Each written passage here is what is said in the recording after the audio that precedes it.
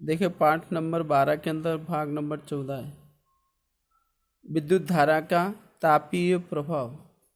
यानी कि विद्युत धारा के द्वारा उत्पन्न होने वाली जो ऊष्मा या गर्म ऊष्मा है वो तापीय ऊष्मा के रूप में उसे देखें। तो जैसे अपने जानते हैं कि बैटरी अथवा तो जो सेल है उसे विद्युत ऊर्जा के स्रोत के रूप में अपने जानते हैं। सेल के भीतर होने वाली रासायनिक अभिक्रिया सेल के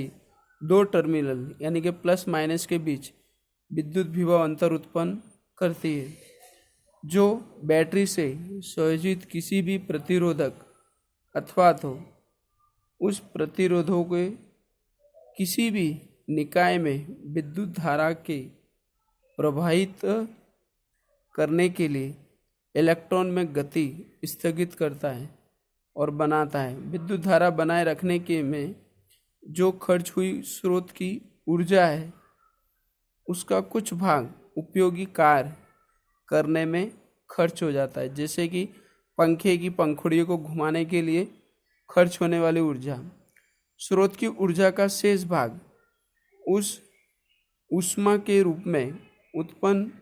करने में खर्च हो जाता है ना, उसके ऊष्मा के गर्म के रूप में खर्च होती है, जो सांद्रित्रों के ताप में बढ़ोतरी करती है यानी वृद्धि करती है। जैसे कि अपने जानते हैं कि प्रेस करने वाली स्त्री कपड़े पे जो प्रेस करते हैं उसके अंदर तापीय ऊर्जा होती है। फिर जिस तरह से बल्ब को हम प्रकाशित करते हैं तो बल्ब प्रकाश भी देता है और उसकी ऊष्मा भी इसमें अंदर स्पर्श करने पर हमें महसूस होती है। अब इसी के ऊपर से अपने देखे जूल के तापमान का नियम समझाते हैं कि किसी भी प्रतिरोध आर के अंदर विचार करें तो जिससे कि उसमें विद्युत धारा आई प्रवाहित हो रही हो और मान लें कि उसमें किसी भी टर्मिनल के बीच विभव अंतर बी हो और उसके समय अंतराल टी में क्यू आवेश प्रवाहित किया जाए तो क्यू आवेश विद्युत विभव अंतर के वी से प्रवाहित होने पर किया गया एक कार्य वी क्यू होगा, यानी कि विद्युत विभव अंतर और उसके आवेश का गुणनफल। स्रोत का समय टी में वी क्यू ऊर्जा आपूर्ति करनी चाहिए, इसलिए उसे शक्ति के रूप में प्रवाहित करें तो P बराबर we Q upon T, V बराबर यानी पे P बराबर में वी आई बराबर क्यू अपॉन टी रख देंगे तो अपने को P बराबर वी आई प्राप्त होता। तो टी समय में स्रोत के द्वारा परिपथ के अंदर उत्पन्न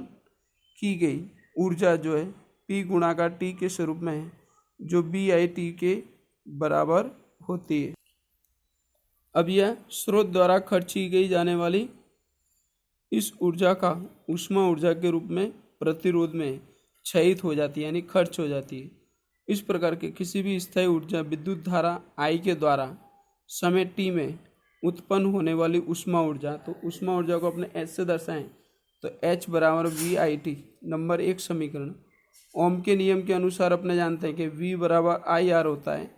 तो वी की जगह पर आई आर को रखें, इसका गुणाकार करेंगे तो एच बराबर आई स्क्वायर आर टी।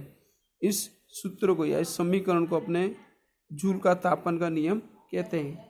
इससे अपने कह सकते हैं कि फलित होता है कि पहला नंबर से दिए गए प्रतिरोध के प्रवाहित होने वाली विद्युत धारा के वर्ग के अनुक्रमानुपाती होता है, आई स्क्वायर है। इसी प्रकार से दी गई विद्युत ऊर्जा का धारा के लिए प्रतिरोध के अनुक्रमानुपाती होता है। इसी तरह से उस समय के अनुक्रमानुपाती होता है, यानी आई आर और टी के अनुक्रमानुपाती होती है। इसी प्रकार से व्यावहारिक रूप में परिस्थितियों में हम जब भी एक विद्युत सांद्रित्र के किसी भी एक ज्ञात करें तो तथा स्रोत से संयोजित किया जाए तो उसमें आई बराबर वी अपन आर के द्वारा उस सांद्रित्यों को प्रवाहित की गई विद्युत धारा